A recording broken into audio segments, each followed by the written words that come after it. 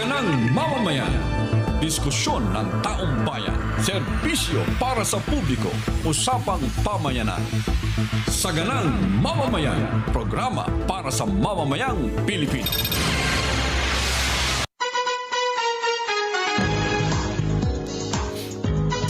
Ngayon po ay Thursday. Masayang Thursday sa inyong lahat. Masayang Thursday, Nelson. Masayang Thursday, Jen, at sa ating mga kababayan, lalo na yung nasa abroad, nasa ibaing dagat, ano man pong oras ngayon dyan, ano man pong lagay ng panahon, abay, lagi po kayong welcome dito po sa Saganang Mamamayan. Ayan, samahan niyo po kami hanggang alas 6 ng gabi. Meron ba tayong third day ng yung Meron, sa meron. ICC? Meron. Ayun, oo. So, in-expect niyo po, expect natin, mga 5:30 po ay marinig ulit natin kung anong mga nagiging kaganapan doon po sa, ano ulit tawag doon? Alam nyo, Ano tawag doon sa- hearing? Oo. Iba ata, ewan ko kung ito pagpatuloy ng Patuloy pa rin yun. confirmation of 26, charges. 27 yun, tsaka 23, 24 eh. Oo, tama, oo. Yun. So, day 3. Nagpahinga lang ata kahapon, ano? Tapos ngayon po ay day 3. Mamaya, expect nyo po yan. Pero, siyempre, mainit pa rin po ang issue. Ano ha? Ngayon, Nelson, unti-unti nang ginigiba Oo. ang kredibilidad. Ha? Opo, ng 18 mga dating dating sundalo. Ayun. Lahat sabihin natin dating sundalo kasi nagre-react pag sinabi nating 18 Marines. Hindi naman Marines lahat dati. Hindi lahat. Opo. Pero aminado sila na sila po ay mga dating sundalo. Ayan. Sino naman ang gumigiba sa kredibilidad? Kasi alam ko, Jen, gigibain mo lang ang kredibilidad ng isang nagpapahayag kung ikaw ay abogado ng depensa, di ba? Tama, oo. Tama Kasi yun. bakit mo gigiban ng kredibilidad kung hindi ka naman abogado ng depensa? Hindi naman kayo, wala pa naman kayo sa korte, di ba? Meron kasi mga tao ngayon na hindi naman ang abogado pero tagapagtanggol nung kabila at nung isang kabila naman. Both sides yan. Yun na nga yung lumilitaw, di ba? Oo. Kasi kung ikaw ay patas lang tumingin, edi ilabas mo lang yung mga facts. Yung mga Yes. facts. Tapos, ang sasabihin mo, tungkol doon sa mga ebidensya. Ano, inilitaw na ganito. Ay, nako, yung picture na yan. AI yan. O, pwede Yan. yun, pwede. Oo. Pero kung, ay, nako, yung nagsasalita na yan, hindi ang kapanipaniwala. Yes. Meron kasing pagkakataon dyan na sabihin na natin na hindi nga kapanipaniwala ang isang tao, pero kung paano sa isang pagkakataon ay siya yung nakatestigo sa isang krimen. sa isang krimen o sa isang Oo. pangyayari. Hindi ba? Pato. Kung nandun talaga siya Oo. hindi naman po pwede na dahil lang sa hindi kapanipaniwala yung tao na yun, ay isasantabi na natin ang sinasabi niya. Halimbawa, Jen, meron kayong kapitbahay na chismoso, chismosa. Oo. Lahat na sinabi niya, puro gawa-gawa totoo. lang niya. Oo. Pero isang araw, sumigaw siya ng, may sunog, may sunog. Sabi mo bang, ay, huwag paniwalaan yan. Chisma na yan. Lahat na sinabi, hindi totoo eh. Oo. Yung pala, bahay niyo yung nasusunod. Yun na nga. Di ba? Oo. Hindi sa lahat ng pagkakataon ay Totoo. ang titingnan mo ay yung katauhan ng nagsasalita. Katulad nito, napakadami ng mga ipinresentang detalye. Hindi mo hindi mo dapat na ipagtibit-balikat lang dahil sa tapos hindi lang naman isa yung nagsabi. Dami, Totoo. di ba? Kaya nga tayo dito sa ating palatuntunan, so sinisikap natin na i-present yung magkabilang panig at hanggat maaari ay anong tawag doon? Ayaw natin pumanig. Sabihin natin, ito ang tama, ito ang mali, ito naman ang mali, sa kabila naman ang tama. Tingnan muna natin. I-present natin. Hindi pa naman tayo, wala pa naman paglilitis eh. Kasi ngayon, matindi na ang character assassination kay Atty. Baligod. Yun pa. Diba? Pati si Atty. Baligod, para bagang ang dating ikaw ba ang nakasaksi nung Hindi, ako abogado. Abogado nga di ba? Ikaw ba nakasaksi ng mga pangyayari na yan? Ano ang motibo mo? Ayan, ano ang motibo? Parang gano'n ang nangyari. Paano abogado nga? Abogado na po ako. Halimbawa, sa isang paglilitis, ikaw yung abogado nung kabilang panig. Nako. Tatanungin ba, ba't ikaw ang nag-abogado dito? Anong motibo mo? Hindi, lawyer po ako. Maling-mali ka. Bakit kung magsalita ka, parang alam na alam ang pangyayari? What is your motivation? Yes. Napanood ko yung interview. What is your motivation, attorney? Bakit ngayon ka lang humarap? Ngayon lang ko sila nagsalita. Natatawa ako Diba? na sa mga gano'n Kaya nga, bagay. oo. Hindi tayo natatawa dahil sa kinu-question din natin yung kanyang kredibilidad, kundi natatawa tayo doon sa paraan ng siguro gusto niya layunin Ang layunin niya taga Nelson, magmukhang magaling siya, no? Maaari. Na parang gusto niyang Gibain agad gibain agad si Atty. Baligod. Well, yun ang kanyang style. Kasi kung sino man ang abogado doon, walang pakialam yung abogado. Ako siyempre, abogado, representante ako ng kliyente ko. Ang tanong agad second-hand information sinasabi mo, attorney. Oo nga naman, second-hand information kasi sinabi sa kanya ng kliyente niya. Representative nga ako nung... Anyway. Sino ba yung mga binabanggit mo yan, Jen? Ngayon po ay may mga, yung 18, Nelson, ay... Ang latest pala dyan, pumunta na sila ng... Si Ombudsman. attorney pumunta na ng ombudsman. Yes, apo. Sinubmit na yung affidavit. Kasi gaya ng ating pakikipagpanayam kahapon, bagamat naputol, at hindi na natin nabalikan si Atty. Baligod, ay ngayong araw na ito, nakaschedule siya na pumunta sa ombudsman para ihain ang mga binanggit na ito ng 18 sapagkat mga tauhan daw po ng gobyerno ang nasasangkot sa usaping ito. Tama. Yun. Ombudsman. Ayan, umarap siya sa sa media pagkatapos niyang i-file ito sa ombudsman. Full coverage dyan Oho. Ba't walang... Ayan. Asan yung... Yung ng Net 25. Ay, nahanap. Nasa bulsa ni Atty. Baligod. Kasi gusto exclusive. Natabunan yata. Nasa unahan Ayun. So, yun po. At ngayon may nakita na ako sa social media na may mga pirma na. Yung... Meron pang notaryo. Tsaka pati notaryo. Notaryo, Pati yung jurat, yung last page. Tama. Ay may pirma na rin. Kompleto na. Yes. Siguro pakinggan muna natin kung ano yung pinapaliwanag ni attorney. Sige nga. Na magpunta siya dyan sa ombudsman. Attorney Levy. Naparito po kami sa Office of the Ombudsman para isumite ang kopya ng pinirmahan at notaryadong affidavit ng mga 18 na dating sundalo. At uulitin ko, 2 ang dating konektado sa Philippine Army at 16 ang dating Philippine Marines. Isinumite po namin sa Office of the Ombudsman dahil ang opisina na ito ang merong primary jurisdiction na mag-imbestiga kung ang nasasangkot ay ang mga opisyal ng gobyerno. Walang ibang pwede naming pagsumitehan. Hindi po pwede po sa DOJ, lalo nang hindi rin po sa Senado o sa Kongreso. Maski sa Regional Trial Court, walang ibang opisina na po pwedeng tumanggap at magproseso ng complaint na ito kundi ang Office of the Ombudsman. Nirefer namin sa Office of the Ombudsman para magkaroon lamang ng prima facie proof na merong offense na nakumit at ang mga napangalanan doon ay maaaring guilty sa mga offenses na ito. Ano ang mga offenses na ito? Ito ay mga pupwedeng violations ng Republic Act 3019 o yung Anti-Graft and Corrupt Practices Act. Number 2, yung Republic Act 6713 na nagbabawal na tumanggap ang mga opisyal ng kahit anumang regalo at kailangang ang isumite nilang SALN o yung Statement of Assets, Liabilities and Net Worth ay dapat totoo at hindi falsifikado. Ang basehan po namin ay tumanggap sila ng milyon-milyon na pera pero hindi po yan naipakita sa kanilang SALN. At pag mag-iimbestiga pa ang ombudsman ay maaaring makita nila na merong malversation at saka bribery.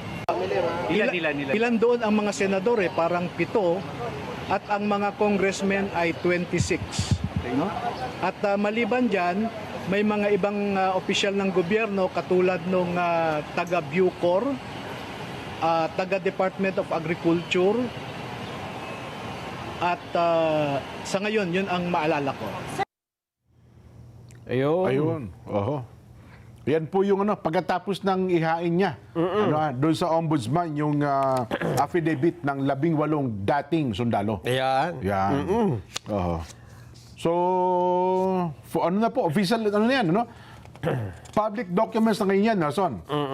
Ayun. At Official, ano na po yan, documents. At nasa ombudsman ang pagkakataon para siya magsagawa ng investigasyon. Yan. Na tama naman, di ba? Oo. Eh kung ano ang gagawin ng ombudsman, siya na yung may kapasyahan yan. O yan.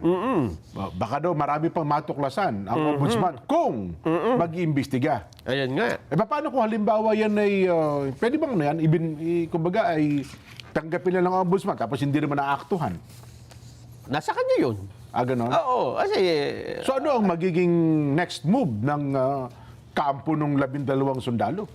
Dating sundalo? Hindi, wala. Nakakanga lang. Ganon? Di sa Senado sila kasi may nag-file naman na resolution na, no? Kaya- To investigate itong... Ganun katindi ang kapangyarihan ng ombudsman. Ayun. Di ba? Oho. Kung ayaw niyang investigahan, edi wala tayong magagawa.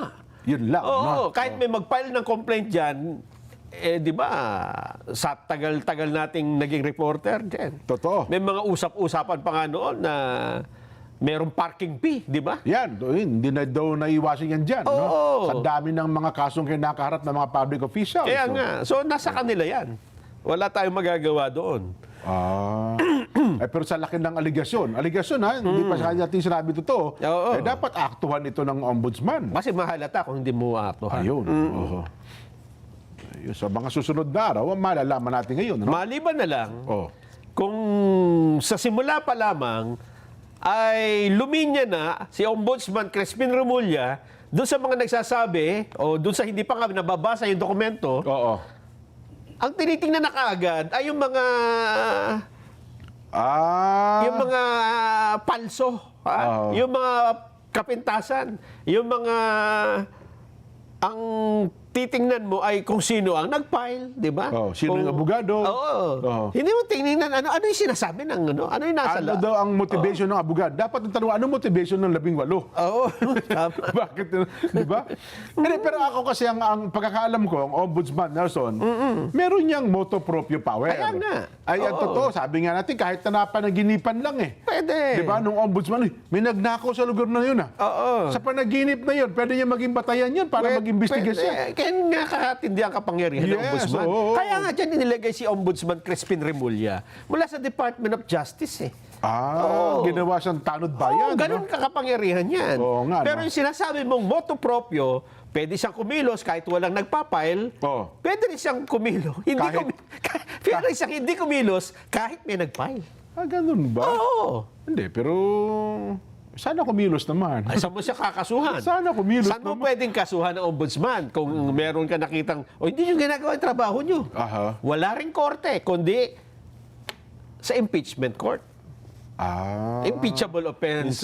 Impeachable official ang ombudsman. Kaya ganun katindi. Oo, mahirap po talaga. Kaya pala marami din takot ng mga mambabatas sa ombudsman, no? Kahit na yan nagdipitin mo sa budget hearing, Oo. pagkatapos ng budget hearing, ikaw naman ang imbestigahan niya, yari ka din. Imbestigahan ka. Oo. Tama. Kaya nga. Nako. Sa pangyayaring ito, Nelson, ang inaabangan daw ng mga nag-oobserba dito, kasi sabi nila parang first batch lang ito. Oo, meron pa raw. Meron pa raw mga lulutang na kasamahan din nila. Marami palang deployment itong mga ito eh. Sa mga congressman. Nelson. Parang kung di ako nagkakamali, kay speaker daw ata, kay Kong Saldi ko, mga more or less, mga 50 daw ang assign yan eh. Yung kadami. Ganon kadami. Pero yun naman shifting. Ikaw 12 ka, kabila 12, may duty kasi ng gabi, may duty ng araw. Bukod sa kanila, bukod sa kay Kong Saldi, may naka-duty bukod doon sa kanyang pamilya. Yes. Ganun pala yun. Oo. Para maging kay speaker man, deputy speaker, lahat ng mga nag-request. Ano? Pero ang malabis ko pinataka dyan, Nelson, bakit karamihan ng mga nagsisecurity, mga ganyan, Marines, ano? Pati yung magkapatid na senador, mga alam ko dati, di ko alam kung active Marines o mga dati ring tauhan ng Marines. Kaya nga kahapon, di ba, tinatanong ko kay Attorney Levy Baligo, diyan nga ang problema, naging naputol, ay ito, bakit karamihan, sila ang nakuha, at ang iba nga dyan ay mga enlisted personnel, active service, tapos, nung nawala sa serbisyo, nag-security sa mga politiko, negosyante sa ating bansa. At pagka tinanong mo, ay dati po ako Marines. Yes. Yun ang lagi. Yung kasi yung kanilang skills, yun ang kanilang training. Ganun. Di ba kasi ang Marines, pagka sa hukbong sa datahan, ito yung ground troops natin eh. Oo. Di ba? Oo. Andang makipaglaban talaga. Oo, kung anong utos mo dyan, sugod, sugod dyan. Hindi sinabi ng pulis na sugod, boss susugod. Oo. Sugod, sugod, sugod. Saan nga? Doon sa Sogo. Bukod kasi doon sa training na yon, marami pang mga skills. Marami pang sa intelligence lang. Oo, magagaling yung Marines eh. Marami. Kaya ando na sa kanila lahat. Kung ikukumpara mo sa isang hindi naman dumaan sa ganun training, kaya sila yung nakukuha lagi. Kaya yun daw ang sinisintimiento ata ng Marines. Natuklasan nila. Ito pala dinideliver namin mali-maliit ang pera. Oo. Tapos ang sweldo pala ng mga yun, ang liliit lang. Yun nga, totoo yun. At di ba doon sa, nakita mo ba yung doon sa, nire-review ko kagabi yung kanilang statement, December pa pala, parang iniwan na sila eh. Tinanggal na sila, Nelson. Kasi nga, wala na si Saldico eh. Yun na Wala nga. na magpapasweldo. Wala, maging sa yung mga nakadeploy at kay speaker. Gutom na nga. Yun na, pero bago daw ito nangyari, ang sabi, ay talagang nagpahiging na. At saka, nung natuklasan nga nila, Na ganun pala kalaki. ang lalaki palang pera ng hawak. Bakit hindi man lang sila dinagdag? Hindi ba? Kung dinagdagan yun, wala. Baka... Alam mo Di ba? naman, kumbaga, daang-daang milyon ang dala-dala mo. Ayun, oo. Di ba? Pagkatapos, noon daw atang Disyembre, kasi magkakawalaan na, para baga binigyan na lamang ng mumo. Ito Jen. Ito yung... Anong naging motivation ninyo dyan? Bakit kayo lumutang? Oo.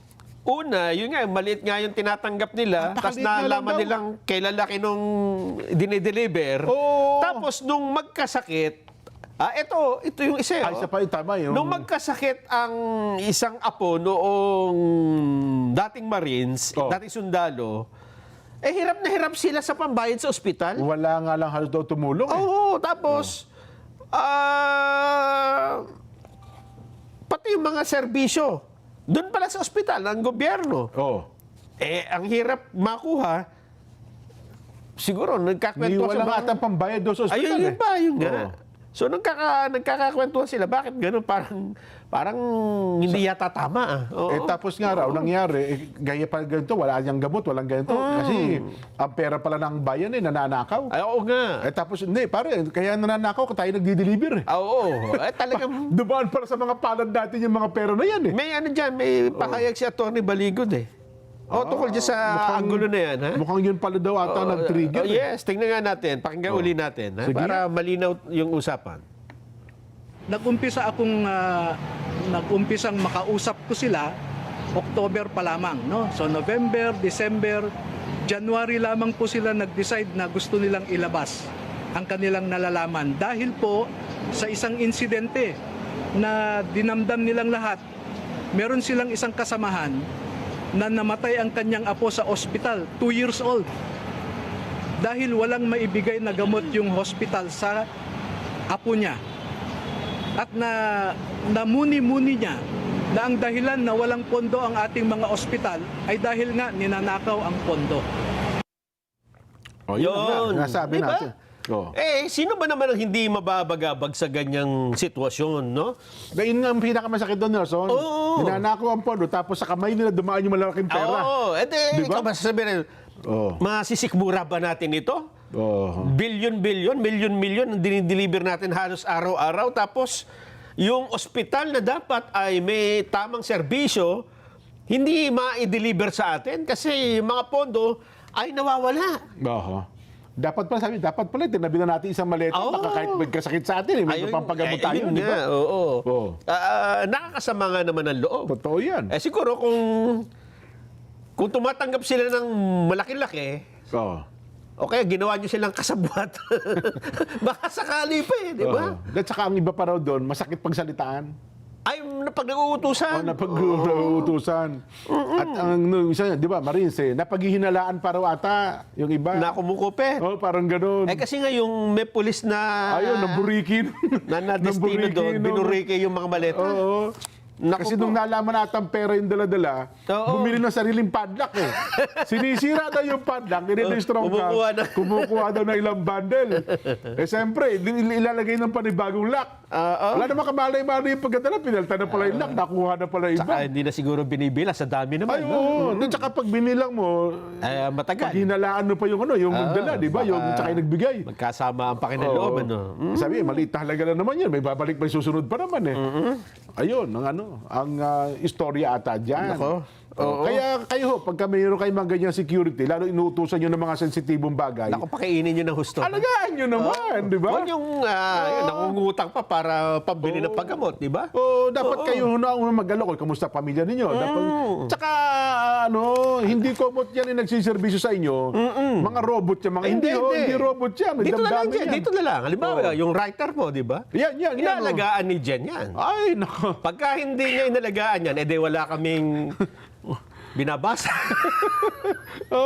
Ganun yun eh. Di ba? Lalo Mamali-mali niya yung spelling niyan. Totoo. Mamali niya yung source. Ilalagay niya yan para sasabihin niya, gaganti ako Jen. Galing sa ganito bagay. Pag na-kuryente to, tanggal sa trabaho to. Yari tayo, di ba? Oo nga. Oo. Ay, kaya ganun din po yung mga tao ng Marines. Kaya napapansin mo na laging may mali.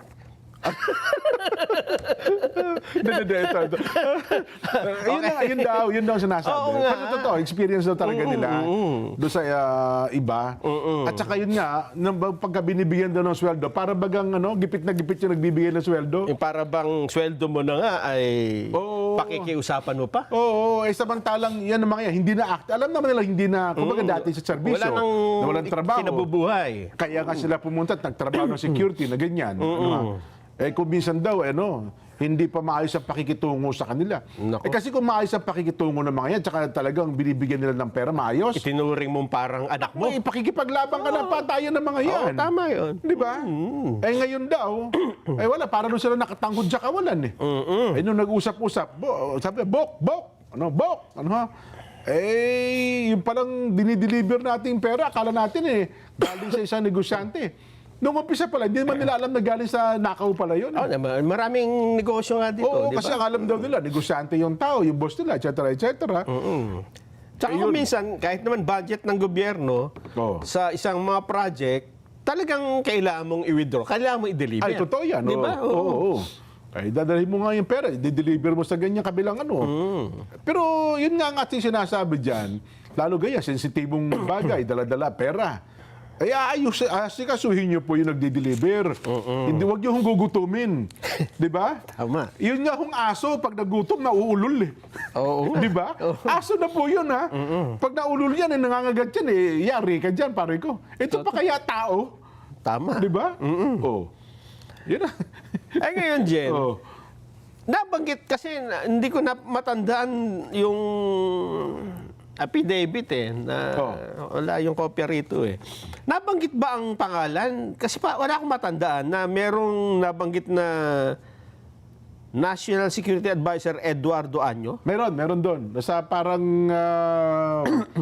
bandang gitna ata Ganon? Nakipagpulong din ata Sa isang pulong. Sa isang pulong. Kasi maraming mga pulong-pulong doon Yes, Si General Nick Torre, nabanggit din ang kanyang pangalan. Pero Pero hindi naman sinabi na direktang ibinigay sa kanila, di ba? kasama sa nag-uusap Nag-uusap sila. lang doon. Yes. Tapos meron doong i-deliver. Hindi naman nila nalaman o nakita kung kanino ibinigay. Di ba? Hindi. Oo. In fairness, yun po ang nakalagay yun doon. po yung nakalagay. Oho. Kaya ngayon, sabi ho ni National Security Advisor Eduardo Año,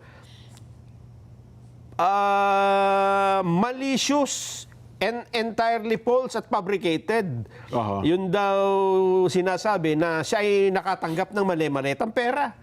Pero kung titinan mo nga yung affidavit, kung babasahin mo, wala na, nabanggit lang doon sa isang pulong yung pangalan niya. Yung pagkakatanda ko, Pero hindi naman sinabi na tumanggap siya, hindi ba? Parang ganon naman pagkakabanggit. Para magkakaroon ka lang ng inference o ng konklusyon na ay baka tumanggap ito kasi kasama dun sa pulong tapos, Oho. di ba?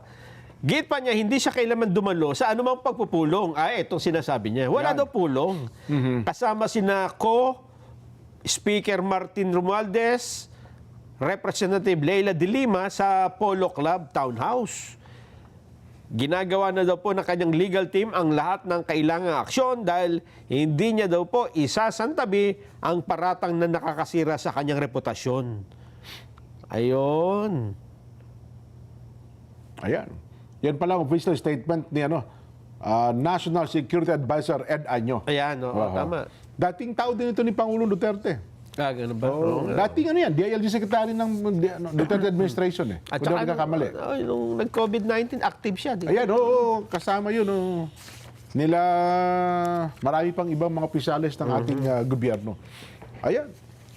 Ay, pero doon nga sa mga pictures na pinakikita, sabi lang nila, wala naman daw AI na mga pictures. Sino yung sabi?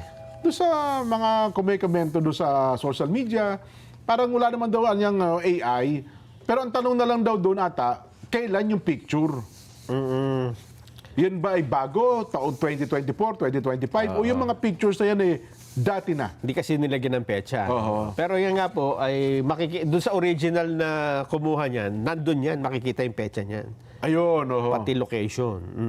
Kasi sabi nila, yung pag-deliver ng pera dyan sa Kongreso, hindi naman yan bagong bagay hindi Talagang naman, may nagde-deliver. matagal na yung panahon. Matagal na yung panahon talaga dyan Meron talagang nagdadala ng mga mali-maletang pera.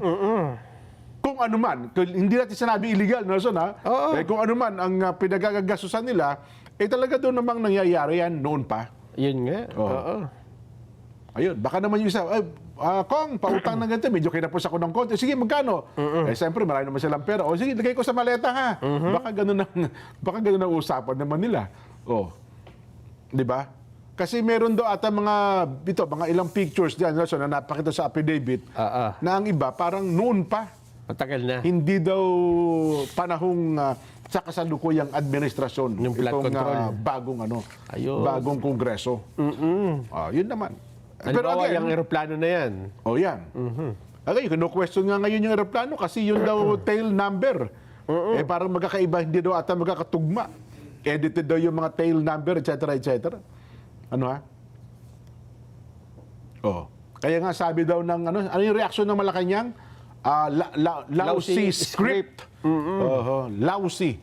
Pag sinabi mo lousy, parang kumbaga sa pelikula, plop yan. Sabi nga niya, hindi daw makinis, hindi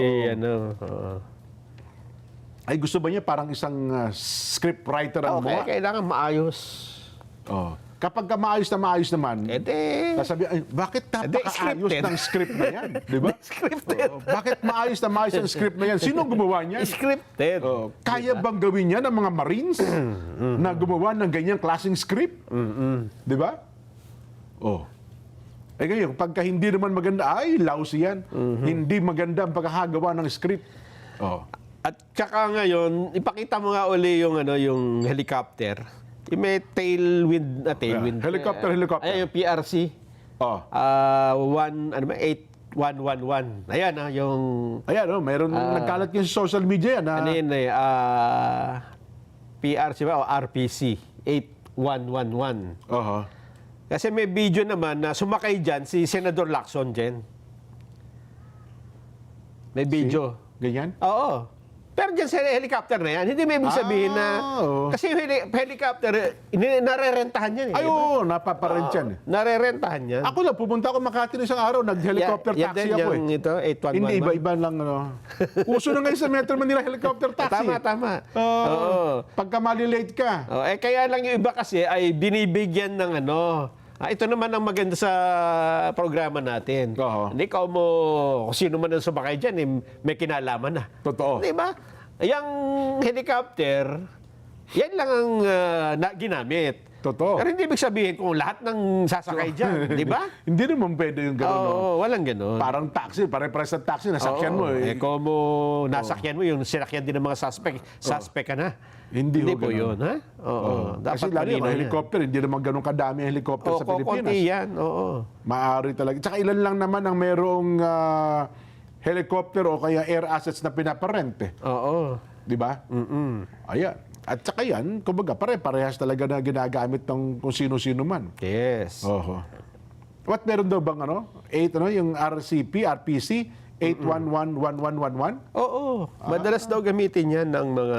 Ay baka siguro mayroon kasing klase ng helicopter na mga all-purpose. Yung all-weather na zone, kahit na maulan, may bagyo, pwede mong pero meron namang ibang helicopter na parang tutubi. Ay, naku, pagka maulan po, gagamitin yan.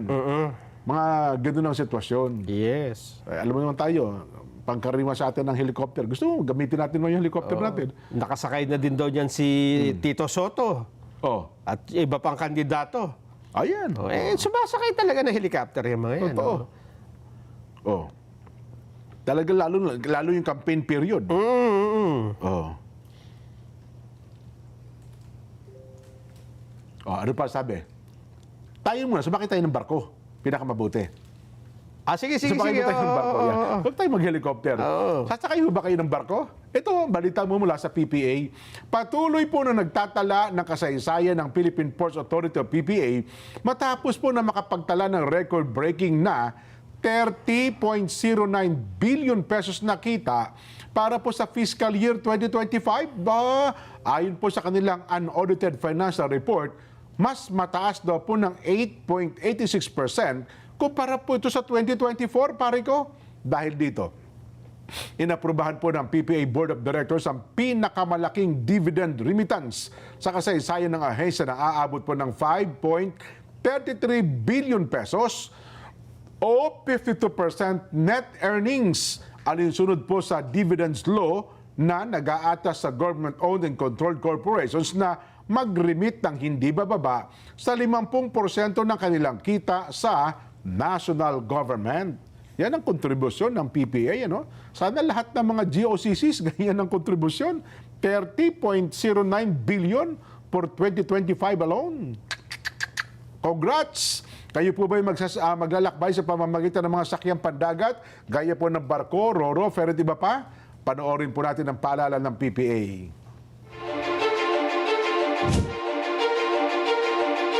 The Philippine Ports Authority, or PPA, is the nation's premier maritime agency, steering the course of progress through the archipelago's vital ports and harbors. PPA is among the strongest economic performers in Southeast Asia, according to Drury Maritime Research. This translates into bigger figures for the economy, creating a ripple effect in all sectors. PPA's mission is to provide modern, sustainable, and resilient port infrastructure and facilities to provide responsive, reliable, and efficient port services, and to promote a regulatory framework that is transparent, fair, and relevant to the needs of all stakeholders. To keep pace with the global trends and improve operational efficiency, the PPA has implemented various technological upgrades. Mas maganda lang pong bumiyahe ngayon sa ating mga pantalan dahil nakita naman po natin mas madali na, mas convenient para sa lahat. Lahat po ito ay bahagi ng ating pagsasaayos ng ating mga pantalan para na rin po sa matagal ng hinahangad o nire-request ng mga pasahero natin na gawing mas maganda at mas kaaya-aya po yung mga pantalan natin, lalong-lalo na po yung mga terminal para po sa lahat. Legasiya po nating lahat ito na tayo ay makakaalala so many years from now na tayo po ay naging bahagi ng pagpapaunlad po dito sa pantalan. The Philippine Ports Authority stands resolute.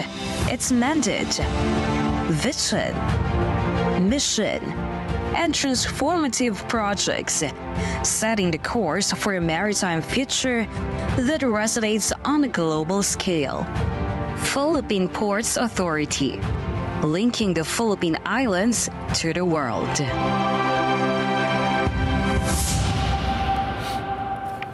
Marami pong salamat, PPA. Magbabalik pa po ang Saganang Mamamayan.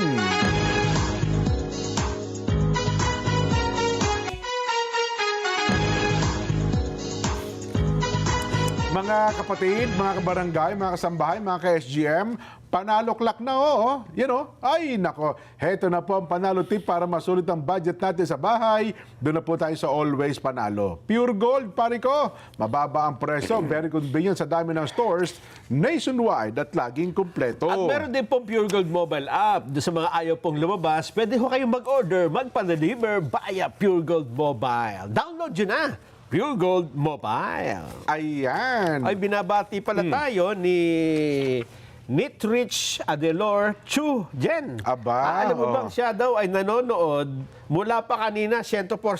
Ba? At inabangan na tayo hanggang ngayon sa Saganang Mamamayan. Hindi na umalis. Oho. Thank you, Nitch, ha? Nits, matutulog ka rin ha. At magpapahinga ka rin. Para Yes. okay na okay ha. Si Kuya Oji Jonko naman, sabi ni Kuya Oji, Jen, Nelson, kami dito sa EDPS at Sandri section Yan. ay araw-araw po't masayang nanonood ng palatuntunang Saganang Mamamayan. Oo, Ayan. tama, oo. Ganon din po ang Ka Arnel Berceles. Ayun. Ka Arnel, salamat po ng marami ha. Aha. At sana po ay masaya po kayo dyan sa inyong tanggapan. Yan. Binabati din daw po natin ang Kuya Macleo Ibasco. Ay, Kamaklayo, kamusta po kayo? At Kuya Homer Chomico, ka JC Oraa, dyan po sa Davao City. Ganon din ang Kuya Edgar Ona sa Matina, Davao City. Maging ang mga nasa District Multimedia, sina Reggie at Maybelline Taroha, Jobel Quiñanola at Jay Cejas. Ayan. Happy birthday din daw po kay Brother Wilfredo Honorio, ang pangalawang tagapangasiwa sa Eastern Samar. At happy birthday din kay Tatay Narding San Pedro from Talavera, Nueva Ecija. Ayan.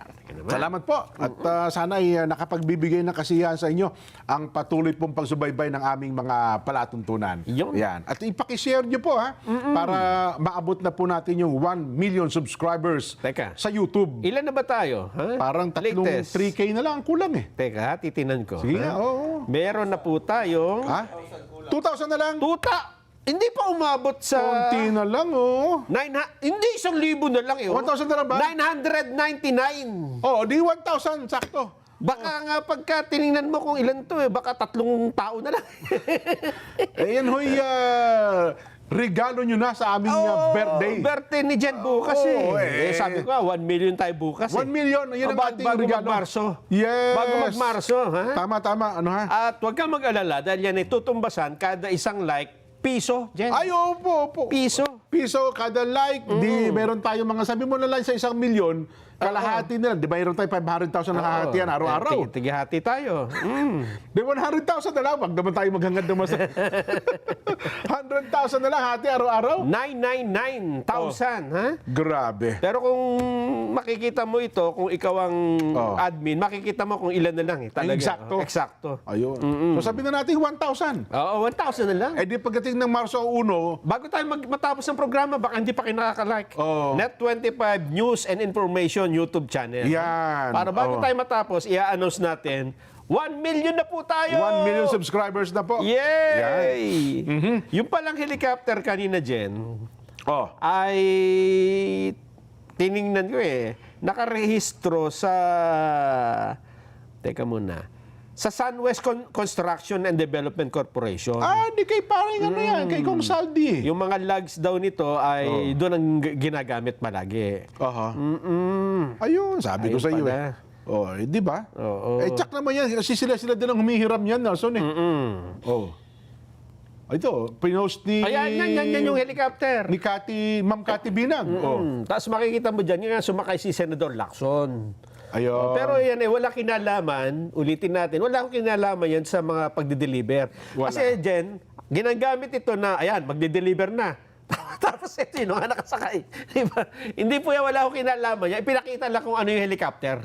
Oho. Na talaga may helicopter na ganyan. Ayun. Para malinaw tayo. Kasi kinu-question nila yung yun nga helicopter na yan. Pero kasi sa isang post na edited daw yung tail number. Hindi. Ewan ko nakita mo yon. Wala akong makitang Meron edited. yan eh. Meron yung na yung helicopter na hindi ko lang alam kung yung helicopter o yung eroplano. Yung aeroplano yata. Aeroplano ba Kasi yun? ito malinaw ang ano nito. Oo. Tsaka hindi lang isang picture eh. Madaming picture marami. ito. Nakita yung RPC 8111. Oho. Ayun. Pero hindi hindi ko mo ibig sabihin ginagamit ng kung sino-sino yan. Sangkot sila sa mga hindi kasi for rent naman talaga. Tsaka pinapagamit talaga yung helicopter na yan.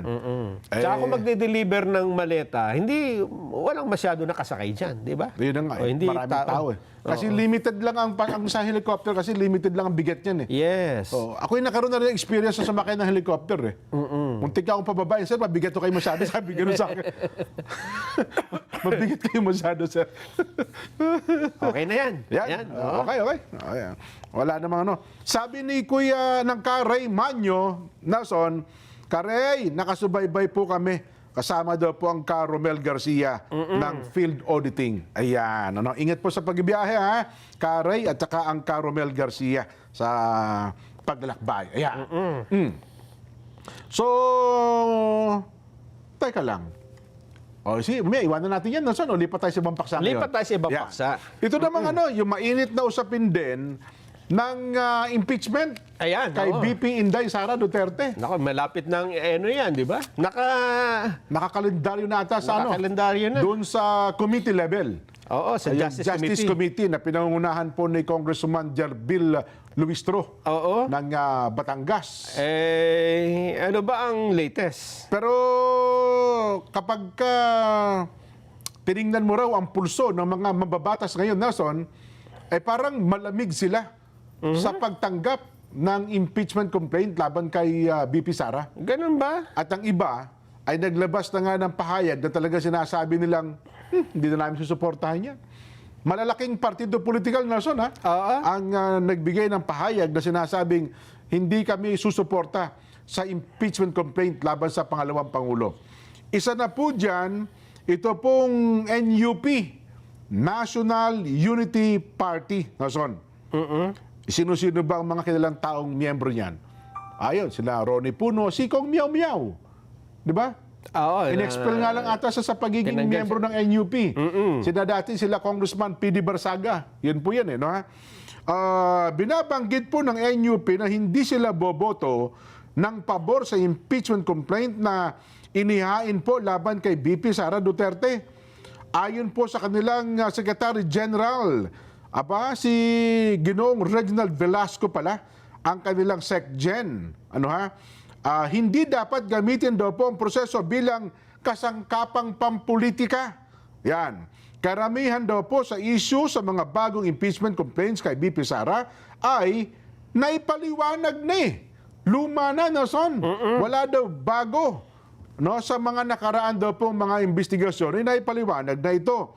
Nilinaw pa po ng partido na nananatili itong bukas sa pagsusuri ng anumang bagong ebidensya, maaaring iharap sa panahon daw po ng deliberasyon. Para po sa partido, ito pong NUP, kinakailangang unahin ng Kongreso ang mga agarang pambansang usapin. Yan ang sinasabi natin. Sabi natin. Yan din po yung sinasabi natin noong January 13 ba yun, Nelson? Oo. Di ba? Yan din po ang una namin sinasabi sa palatuntunan ito impeachment po, lagi magpapahati-hati sa atin yan ito po, ina-adapt na rin ng NUP. Agaran daw pong pambansang usapin dahil sa pagdinig ng impeachment ay kumukonsumo ng malaking oras at mga yaman institusyonal ng kaparehong kapulungan. Ang 4 na impeachment ay naipasa na po sa House Committee on Justice na inaasang magsisimula ang deliberasyon sa legalidad at kabuuan ng kaso sa Lunes, Marso 2. Nakaschedule pala. Yes. March 2 na pala, Nelson. Ang tingin ng iba, baka daw sa committee level, lumusot. Pero pagdating daw po sa plenaryo at pagbotohan na ng lahat, doon na. Baka daw hindi makabuo ng quorum Ganun ba? Kasi kung walang quorum yan, kukwestiyon nila ng kukwestiyon nila. Wala tayong quorum. Bakit tayo magbubutuhan? No. Ang kaibahan daw kasi noon, Nelson, yung unang impeachment, Oo. kahit walang, anong tawag yun? Parang kaunti ang darating. Pero pagka sinabing magbubutuhan sa impeachment, Dadami. kahit malayo daw, kahit nasa abroad, uy, uwi ako. Noon daw. Oo, ngayon, Ngayon, mag-abroad ako. palayo. Para safe. Mag-uusap tayo sa Lunes, ha? Nasa probinsya ako, mahalagang araw ako. Ganun daw. Ang laki daw ng kaibahan noon, tsaka yung ngayon eh. Noon daw, boss, hindi pa kayo nakaschedule mo. Hindi, uwi ako. Mahalaga yan eh. Dapat napag-usapan yan. dapat maisa lang yan. Pipirma tayo dyan. Ganun daw ang nangyari. Mukhang sa statement na yan ng NUP, Jen, ay malabo nga pong magtagumpay itong impeachment na ito. Oho. Kasi meron silang mga miyembro na nandun sa Justice Committee. Ayan. Diyan pala sa Justice Committee, plus yung influensya pa nila dun sa iba nilang mga kasamahan. Oo, Di ba? tama. Ay ngayon kasi parang ang isa sa malaki pa rin ata yung Lakas CMD. Oo, second biggest party itong NUP. Ang NUP, mantakin mo yan. Ano, Kaya lang, siyempre, gaya ng nabanggit namin sa inyo, nung mga nakaraan, sa Philippine politics, wala pong loyalty dito. Di ba? Walang party loyalty. Para loyalty sa party ay depende kung nasan yung party, di ba? Totoo. Kung ang party nyo ay partido nyo ay nandun sa malapit sa kusina, kung saan maraming pagkain, Ang importante daw tayo hindi party kundi pinagpapartihan. political party. Chismis lang naman yun. Hindi, ito ay Jen. Ganun ba? Based on history. Well, tama Ang ka din. pinabanggit ko rito, tanggalin po na natin yung Malaysia na may pinagpapartihan. Kung sino ang administrasyon. di ba? Well, tama ka. Ang totoo niyan, kahit may naupong presidente, makakagawa na ng bagong partido di ba? Oo. It doesn't matter Lalo nga ngayon, nung sabi ng iba, negatibo daw yung pagdideklara ni BP Inday Sara ng maaga. Oo. Pero sabi naman ng iba, hindi, mukhang political strategy yan. Strategy nga. Ngayon, mahirapan nga naman. Napakalaki ng factor din yung survey. Ngayon, may latest survey na naman. Medyo, parehas na bumaba si BP Sara at si Pangulong Bobong. Pero mataas pa rin si BP Sara. Kaya nga, Diba? ito, Oh. this is a period of alignment, di ba? Ah. Parang mag-align na tayo. Kanino ba talaga tayo? Kasi man. pagka it's too late na mag-align ka, halimbawa, pwede bang diyan kami sumama? Oo. Sasabihin na lang sa'yo, teka, ang dami mong atrasyo sa amin Tsaka kumpleto na kami. Pagka binilang mo, panalo na kami. No. Oo. Doon na lang tayo. Mag-toast na lang tayo sa korte. At saka ngayon daw ata tinatanong, meron ka bang allocables? Yun ang laging tanong daw Kahit na raw yung kabilang partido, kulang kami. Pero ang unang tinanong, teka lang, nakalista ka ba sa allocables? Meron po. Naku, pasensya ka na. May allocables ka pala. Ganun ba? Yun daw ang Ayun ang mahirap. Oo. Nako. Sabi nga natin, politics of survival Yes. ang nangyayari po sa ating bansa. Yan ang ngayon, ang mode, political survival, Nelson. Totoo yan. At maraming politiko ang naging experience last elections, marami talagang, bagamat nanalo, Nelson pero dumaan sa butas ng karayom. At ang iba halos naubos ang pondo. Ina-expect nila kung sila yung mananalo, makakabawi-bawi. Ngayon, kasi ilan na ba? Halos 7 buwan na after elections, di ba? Oo. Hindi pa rin nakakabawi Nang Nung gastos. gastos. Ina-expect nila mid-this year, bawi yan, kalahating taon pa lang. Wala. Di ba? Oo. Ngayon daw, wala daw gustong gumastos Lahat daw ata ng mga yung house leadership ngayon, ay parang nagkermet. Nako po. Nagkermet. Kumbaga sa mga Ilocano, medyo mahigpit ang labas ng pondo. Tama din naman yun. Sa kabilang banda, tama din naman yun. Kasi dapat ingatan natin ang pondo ng taong bayan. Hindi naman sa inyo yan Di ba? Pagkatapos, di ba dyan, kada recess. Di ba? Kada recess, mayroong allowance. Ibinulgar ni ni Kung Lian. Oo. Di ba? Oo. Siyempre, baguhang mambabata si Kung Lian, hindi niya alam na tuwing recess pala dyan. Siyempre, may baong ka, recess Pambili ng lugaw. Pabiling lugaw. Diyan sa kamera kasi, ang hinihintay ng mga mababatas dyan, hindi ang tinitingnan dyan yung ano, kung ano ang ikaw ay oposisyon, ano pa man. Basta recess, matik yun. Ayun. Matik. Lahat kayo meron. Lahat meron yun. Kasi may magre-recess nga eh. Ipambili ka ng putuseko at saka matsakaw. Di ba? Eh, bago mamabatas, hindi kailangan ng baon. Meron na siya eh. May sarili siyang baon. Pinabauna ng May pabaon na galing sa nanay niya. Eh, nung nabigla, pinapadala ng baon. Hindi, may baon na ako. Ayun, akala tuloy. Ayun ang nangyari. Pero no, ano lang yun, ha? Oo. Normal operation. There's nothing illegal there. Di ba? Normal yun. Kaya nga kayo, recess eh, baon eh. Siyempre. Budget yan. Pero teka lang, ba't biglang, saan na ba si Kong Lian nga? Natuloy ba ng bakasyon? Nag-ano muna.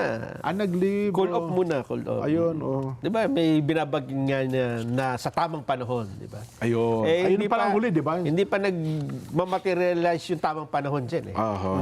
Ito yan. Inihintay eh. Sa tamang panahon. Abangan natin. Pero yun nga, nagbakasyon din naman daw ata. Yun ang nangyari. So, mag-abang-abang tayo kung ano po ang kasunod ng mga bagay na yan, Nason. Yan. Ipasok muna natin itong public service announcement. ha? Paano ba yan? Oo, para dun sa mga kababayan natin na naghahanap ng mabilis na serbisyo publiko na hindi nyo na kailangan pumunta sa mga iba't ibang ahensya ng gobyerno. Ang Net25 po at ang Radyo Agila ay magkakaroon po ng public service bukas. Ha?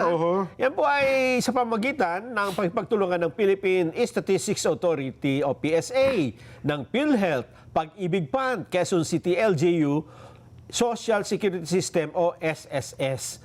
Ang ibig sabihin, kung meron kayong mga kailangan sa mga opisina na yan, gaya ng PSA, kailangan nyo kumuha ng birth certificate, marriage certificate, Senomar, yan, magagamit ho. Pupunta ho kayo bukas. PhilHealth. Sa Pag-ibig Fund, importante dito yung pag-iipon pala ng pera dyan, sa Pag-ibig Fund. Sabi ko nga sa'yo, ako sa bugod sa regular member, nag-apply ako sa MP2. MP2. Totoo. Kasi nakita ko, yan palang interest sa MP2, walang tax. Wala.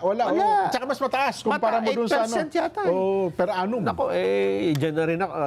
Kung nalaman ko lang yan noon, kumuha na ako ng bagong Pag-ibig. Hindi, Pag-ibig Fund.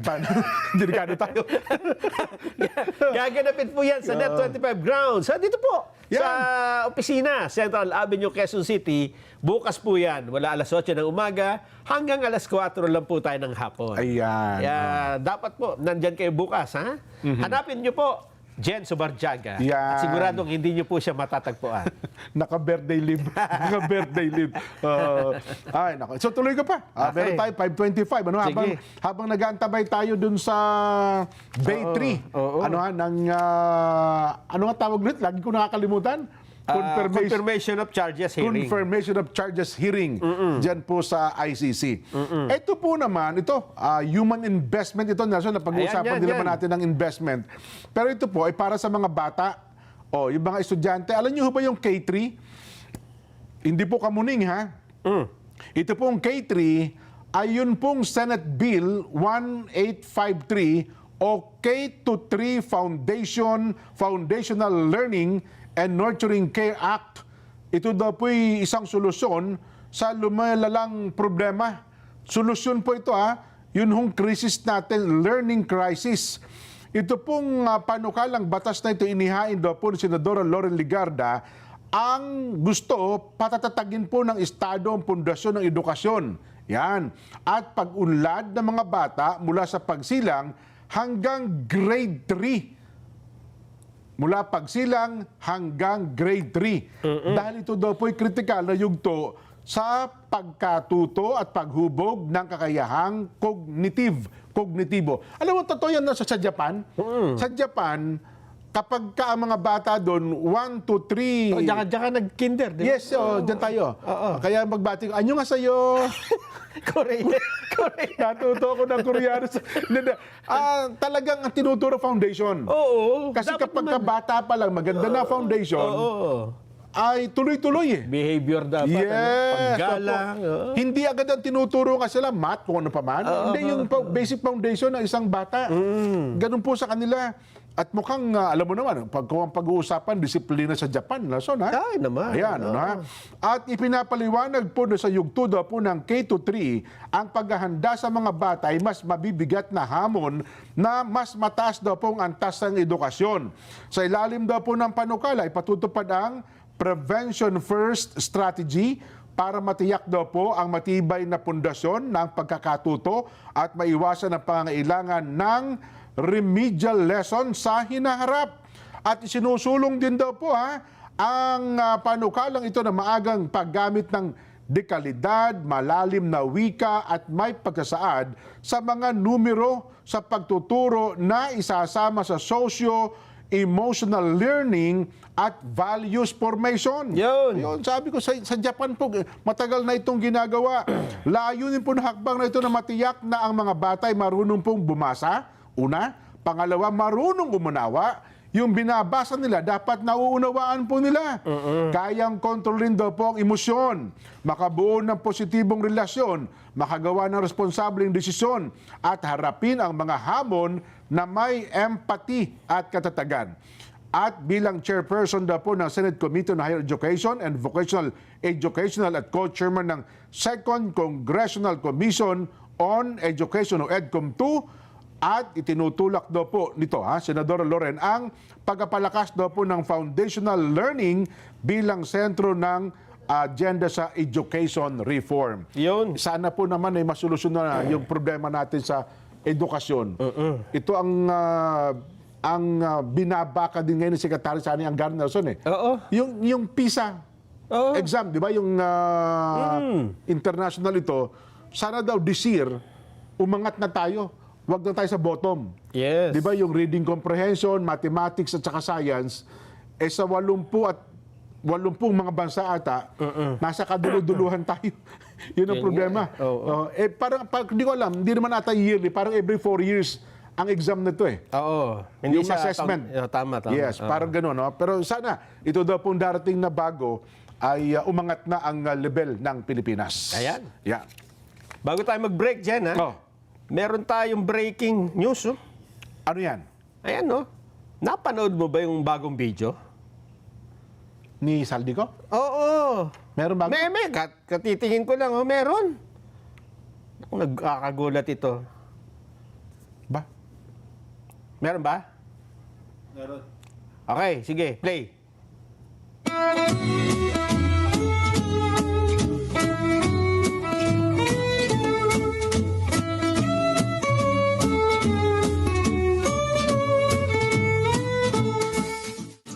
Jen, happy birthday. Saan tayo pupunta?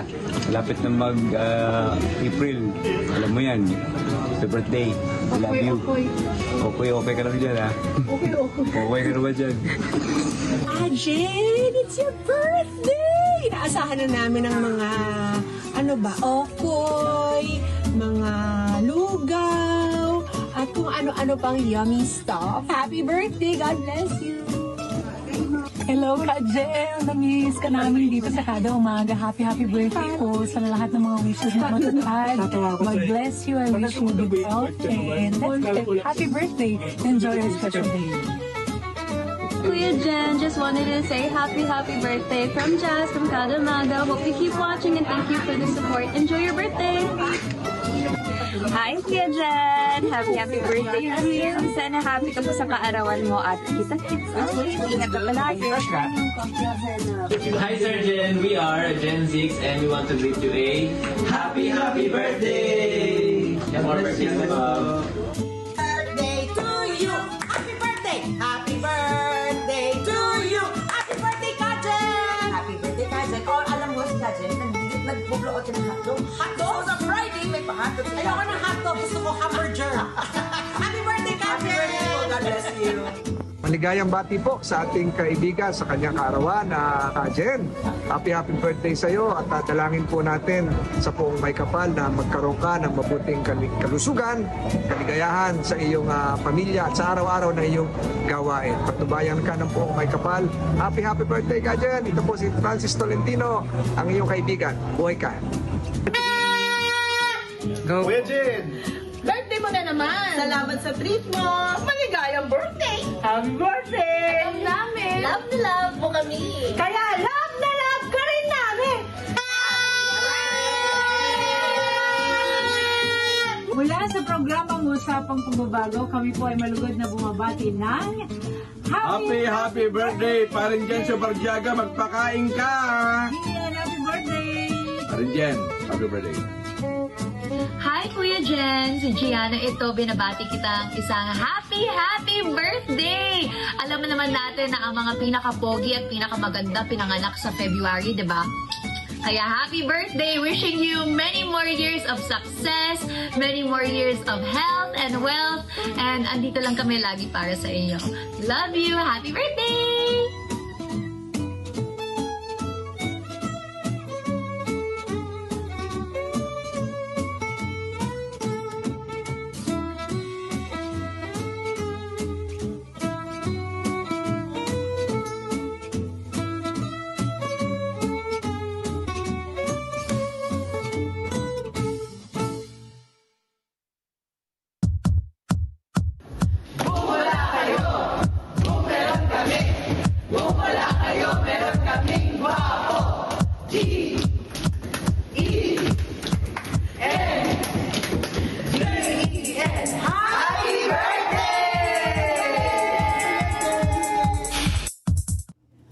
Ayun, naglabas ng memo. Suspended daw lahat ng mga sangkot nun. Eto, yung nagpagawa kami ng cake dyan eh. Gano'n? Ay, ano? Talaga naman sige. Ano yun eh? Gawa sa semento yan. Ang gwapo mo, Jen. Kaya kami nahirapang ipagawa yan. Ayaw pumayag ng ano. Ginanapan kami ng notaryo eh. Ng Blue Ribbon. Dapat kailangan daw, totoo. Ipakita mo nga. Ang gwapo mo. Sabi nung, baka maipasara ko rito. Totoo po yan. Nakanotaryo yan. Ganon. Eh, Atty. Pechi. Pechi. Ayun. Siya nagpadala niyan. Talaga naman. So, bago pumasok ang ICC, dapat muna yan. Kasi pag nag-ICC, dire-diretso na yan. ICC na tayo. Happy birthday. Yun. Yay! Yay! Break muna tayo, tapos ICC na. Sabi ni Kuya Jomar Dueñas, Jen, happy birthday. Pakibati mo si Dr. Maribel Habiles ng Mandaue, Cebu. Yun, magpapadalo ng lechon Cebu. Ayun, at nasa kanyang dental clinic, lagi po nanonood at nakikinig ng palatuntunan. Salamat po ng marami. Dr. Maribel Habiles, dyan daw po sa Mandaue, Cebu. Sa kanya pong dental clinic. Ayun. Ang Kabadet Ora. Kabadet, marami pong salamat sa inyo pong pagbati. Break tayo. Pagkatapos ng break, ICC na. Diyan ba? Ayun. Magbabalik pa po ang Saganang Mamamayan.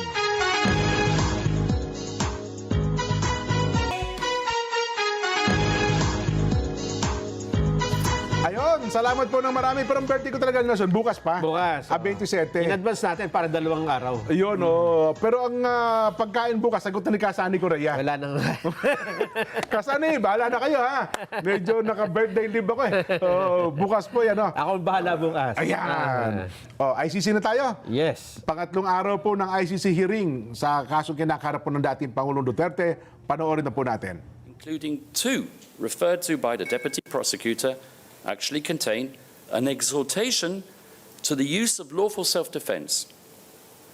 Thereafter, we found a further 35 speeches which will be found at tab 9, 11 to 26, 29 to 35, 37 to 41, 43 to 46, 137, and 152.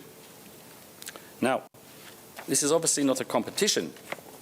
The point we really merely wish to make is that relying on the former prosecutor's speeches as a means of proving criminal intent is impossible. Now, I'd like to go back to that one speech which I promised the other day to show you. This is a speech, the second speech that the Deputy Prosecutor referred to in his opening statement. And this refers to the responsibility that Mr. Duterte said that he would shoulder, promising to shield rogue officers from prosecution. If we may, the first of these speeches, and I quote what the Deputy Prosecutor read from this speech. So the police is under the DILG. So I have to believe the story of the police, for simply, they are my subordinates, and I am ultimately responsible for their deeds. Now let's look at what the Deputy Prosecutor didn't state from the same speech. And the order is simply this: go out, arrest them if you can, but if there is no peaceful method of doing it and you are presented with violent resistance, thereby placing your jeopardy in your life, you shoot, well, the son of the bitch. Mr. Duterte's language, obviously, but nevertheless an exhortation to lawful self-defense. Let's have a look at another one of the prosecution's speeches mentioned in their pre-confirmation brief. Once again, on shielding criminal agents from prosecution. I quote, this is, I apologize, PHL OTP 00001127 at page 5. And I quote, but if you do your duty, do not worry about cases. I'll protect you. Believe me. That's why I will protect them. And if there's somebody who will go to jail, it's me. I will assume full legal responsibility. Now let's have a look at the exonerating element, which comes right underneath the allegedly incriminating element. He said, just do it right. We have our trainings that you can only kill if your life is in danger, and you are there performing the duty of a law enforcer. That's about it. Now I will turn to one of our speeches that we found in our research, one of the 35 that the prosecution didn't find. And I will terminate there because we have the rest, which we've referred you to in the tabs.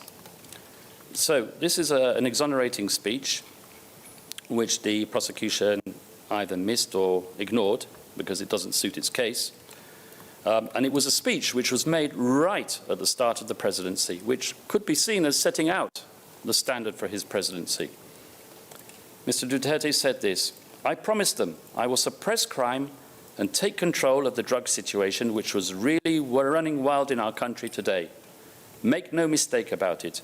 I repeat again for all and for everybody's consumption. Do not kill if you are not in danger of losing your life. Well, it goes on. You can see it there on the screen.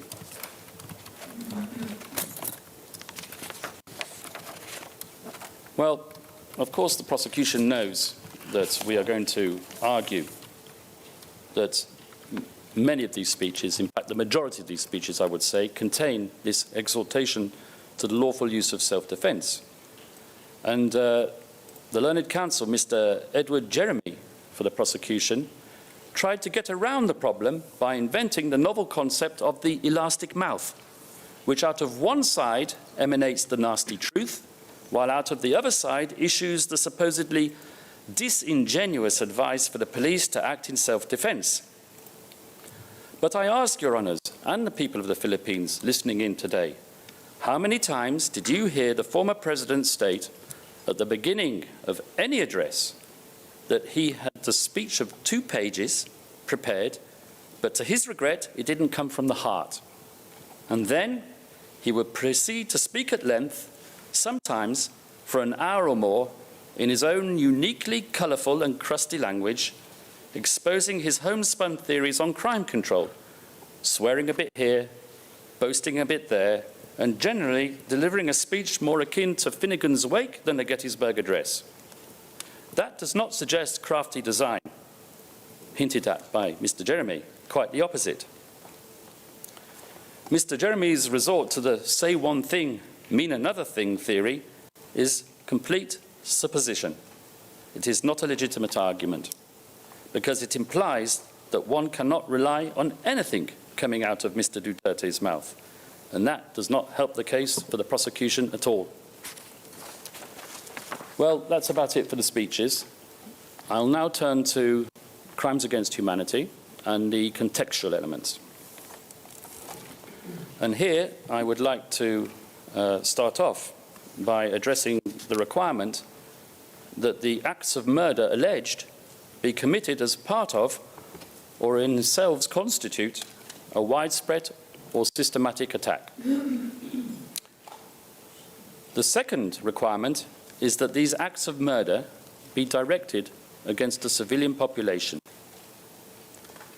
With respect to the unique ICC requirement of an organizational policy, I would suggest that this concept has been conflated with the common plan, and as such, I shall address the matter later in my submissions. So, to start by reference to the widespread or systematic nature of the attack, I would like to draw your Honour's attention to the fact that Count 1 contains 9 incidents of murder in one city, Davao, hardly widespread. Ms. Robin Croft, in her submissions yesterday for the prosecution, Tuesday, told you that the widespread nature of Count 1 was evidenced by the multitude of bodies in a quarry, a mass grave. Well, the prosecution and the authorities in the Philippines have had years to continue its investigations since the judicial warrant was reimposed.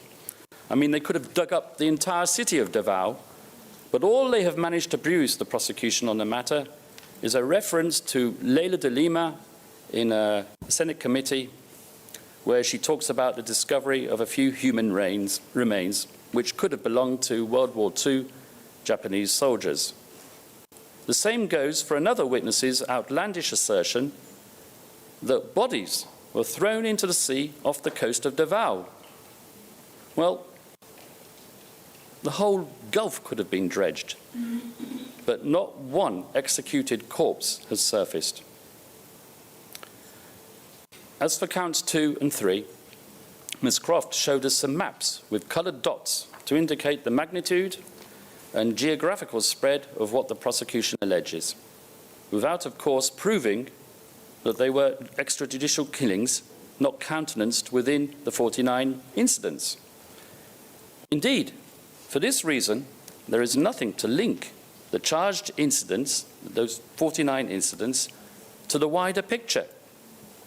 According to the appeals chamber, which confirmed a pre-trial chamber ruling on the matter in Bagbo, filing number 432 in the case record at paragraphs 35 to 36, any factual allegations outside the charged incidents, in this case masses of generically alleged extrajudicial killings, must be proved to the required standard.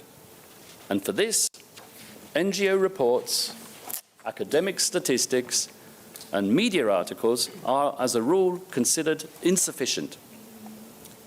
Ms. Croft also screened images taken from the Duterte administration's PDEA report for the years 2016 to 2019, if we can pull that up now, which cite figures of the number of deaths of drug personalities in anti-drug operations without proving that they were illegally murdered, but she neglected to contextualize these numbers by reference to other parts of the same report which show that in comparison to the number of arrests and operations conducted, the number of deaths are minimal.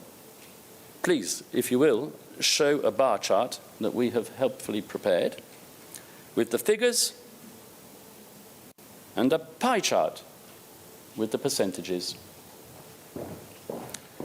So, if I may just conclude, the only thing that is widespread here, or rather spread wide, is the utility of the prosecution's statistics.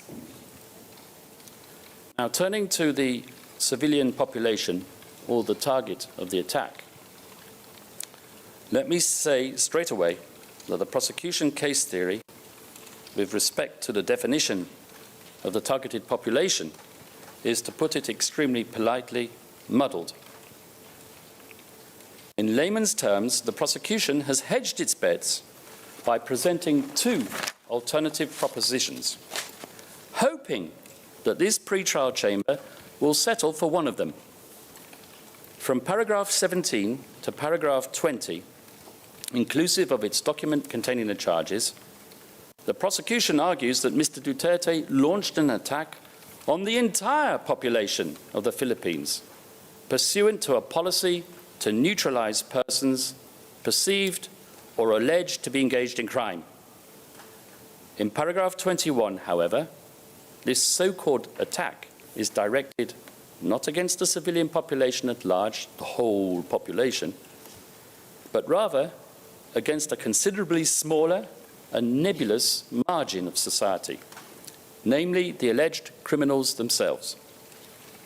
Let us start by dealing with the first scenario, namely that the former president, whose loyalty and love for his country is and has always been beyond question, launched a wholesale attack on the whole population of the Philippines, on the entirety of his nation, including the very same people who put him into power. Such a suggestion is not just incomprehensible, it is quite bizarre. The reason for this rather strange assertion, so I submit, is grounded in the prosecution's latest brainstorm on the matter, which it set out last year in a brief appealing a decision of this very same pre-trial chamber in the El Hishri case. And I do apologize in advance for the rather dull exposé which will follow, but I do find it instructive to illustrate the chameleon-like nature of the prosecution's case theory. In this instance, Your Honours found that the civilian population attacked by El Hishri comprised prison detainees professing a certain political ideology.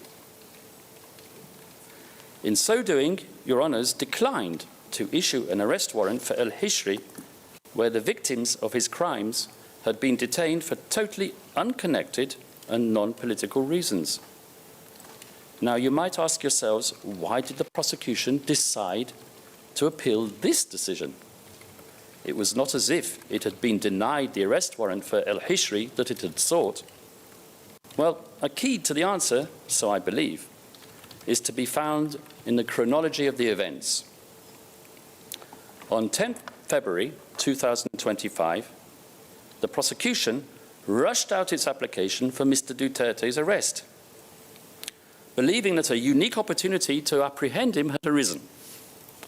In this application, the prosecution defined the attack perpetrated by Mr. Rodrigo Duterte as being aimed at the entire population of the Philippines. Let us now fast forward to 10th July 2025. The pre-trial chamber, this same pre-trial chamber, ordered the arrest of Khalid El Hishri for an attack on an objectively identifiable civilian population of detainees, while finding no justification to suspect him of crimes committed against a discrete subsector of that population, exhibiting characteristics distinct from those of the general population. Well, as you can guess, the prosecution didn't like that decision and hastened to appeal it.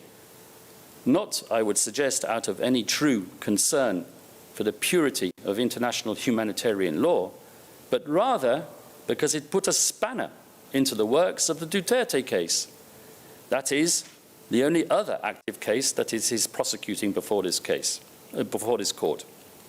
After all, if we apply the resulting logic of Your Honour's decision in El Hishri to the prosecution's case theory in the Duterte case, at least as it stood as of 10 July 2025, then alleged drug pushers and alleged criminals would be deemed a separate, subjectively defined subgroup of the general Filipino civilian population, displaying different characteristics and, as a result, excluded as targets of the attack.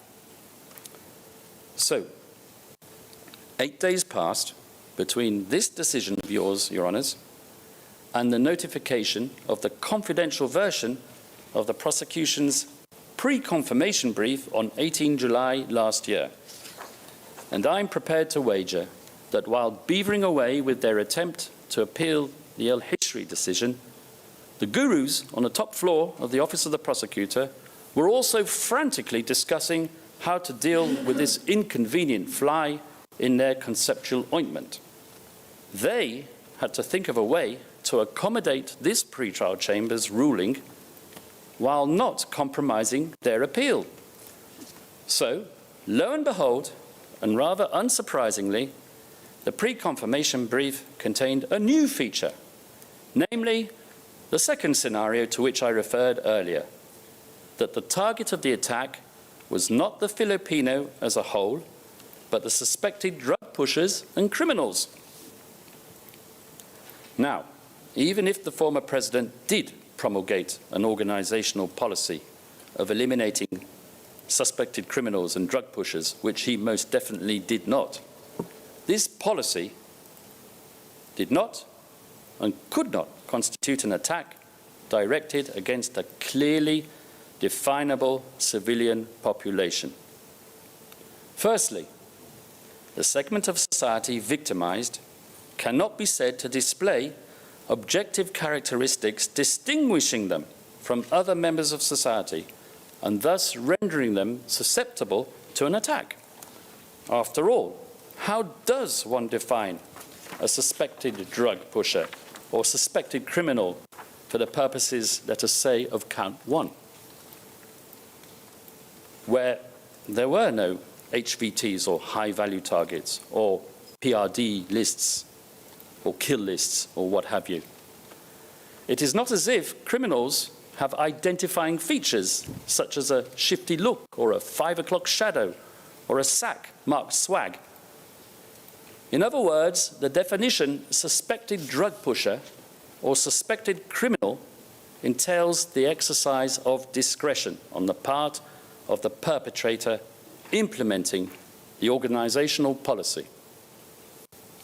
It is a shifting and mutable concept. It is a subjective determination. In our submission, there has to be, at the very least, an objectively discernible characteristic which unites the members of the targeted group such that they can be deemed a civilian population for the purposes of the attack.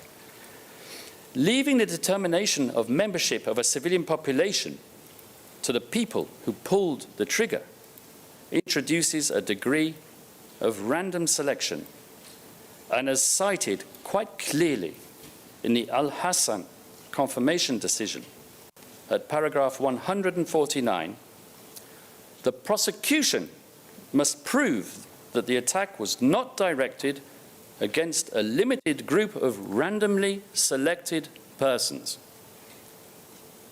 This ruling, Your Honours, was the expression of the law as it had stood for many years, ever since the decision authorizing an investigation in the Kenya situation, where at paragraph 81, the pre-trial chamber defined a civilian population as a group sharing, and I quote, distinguishing features, and added as follows, and I quote again, the prosecutor will need to demonstrate to the standard of proof applicable that the attack was directed against the civilian population as a whole and not merely against randomly selected individuals.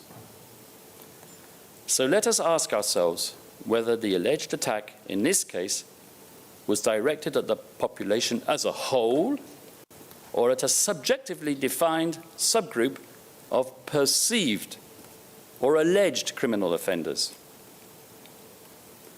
The minute the distinguishing features of the civilian population in question are defined through the application of subjective criteria, the targeting process becomes completely random.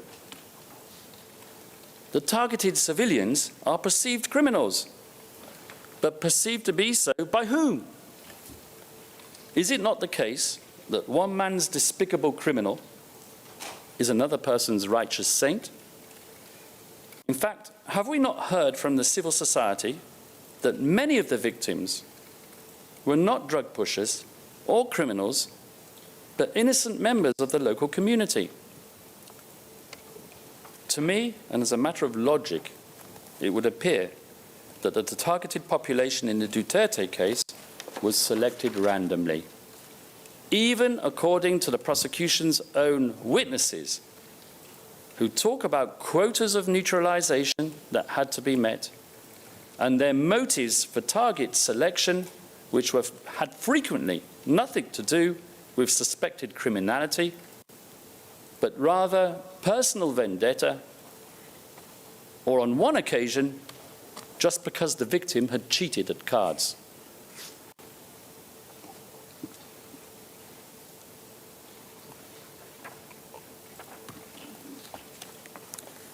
With that, Madam President, Your Honours, I conclude the chapeau or contextual requirements of crimes against humanity. And I will now turn to the modes of liability or means of perpetration. Now, I have racked my brain for many a month pondering one question. If Rodrigo Duterte was so shamelessly brazen as to broadcast his murderous intent in public ever since he was the mayor of Davao, why did it take the ICC prosecution almost 4 years to open an investigation after Rodrigo Duterte pulled his country out of the International Criminal Court? After all, why did the ICC prosecution not just save itself all the hassle of its jurisdictional problem, a fundamental issue that still plagues it and remains to be resolved by the appeals chamber? We won't talk about that today, obviously. But why did the prosecution not seek to initiate its official investigation within the 1-year withdrawal period, especially given the fact that Mr. Karim Khan, the victim's representative embedded in the role of chief prosecutor,